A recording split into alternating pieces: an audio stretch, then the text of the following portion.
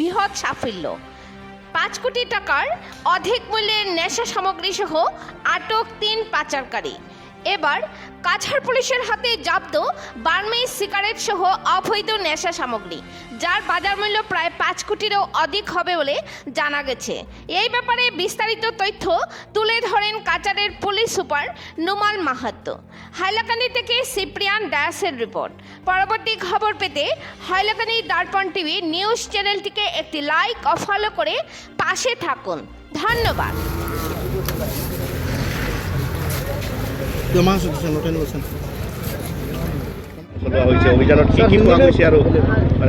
এইটো আমি এটা বিশেষ খবৰ লাভ কৰিছিলোঁ যোৱা 3 দিন আগতে, আৰু এই বাছখন যিখন আপুনি দেখিছে MN নাম্বাৰৰ বাছ, এইখন বাছখন মণিপুৰৰ চিচিপুৰৰ পৰা আহিছে।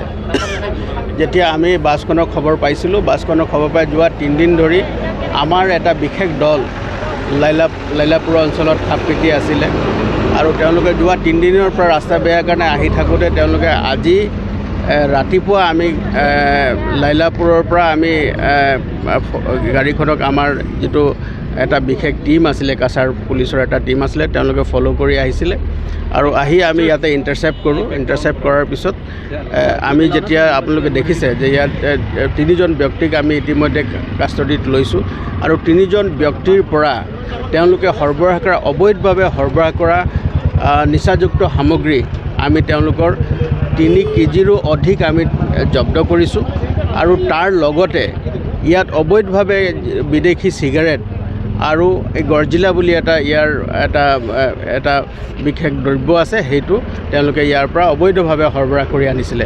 আৰু গোটেইখিনি বস্তুৱে মানে আপুনি দেখিব যে এইখিনি বিদেশৰ পৰা তৈয়াৰ হোৱা বস্তু, আৰু যিখিনি নিচাযুক্ত সামগ্ৰী আমি মৰফিন যিটো আমি টেষ্ট কৰিছোঁ, ড্ৰাগ ডিটেকশ্যন কিটৰ জৰিয়তে আমি এইটো টেষ্ট কৰিছোঁ। টেষ্ট কৰাৰ পিছত পজিটিভ ৰিপ্লাই আহিছে, আৰু ৰিপ্লাই অহাৰ পাছত আমি গোটেই সামগ্ৰীখিনি আইনৰ যিখিনি নিয়ম পদ্ধতি আছে সেই পদ্ধতি সকলোখিনি মানি চলি আমি এই বস্তুখিনি জব্দ কৰিছোঁ, আৰু এতিয়া বাকীখিনি যিখিনি আইনগত যিখিনি দিশ আছে এইখিনি কৰিবৰ কাৰণে আমি এতিয়া সাজু হৈছোঁ।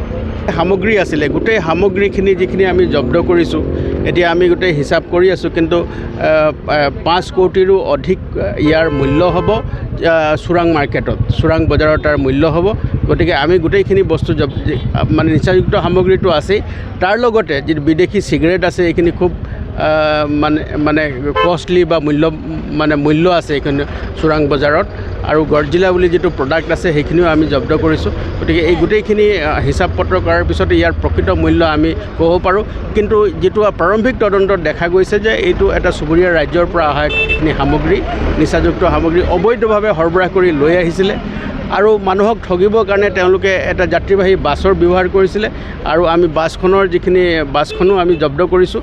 আৰু তাৰ লগতে এই যিখিনি সামগ্ৰীৰ যিটো বজাৰ মূল্য আছে, চোৰাং বজাৰ মূল্য আছে, এইখিনি আমি ঠাৱৰ কৰি আছোঁ। কিন্তু প্ৰাৰম্ভিক তদন্তত আমি ক'ব পাৰোঁ যে 5 কোটিৰো অধিক হ'ব।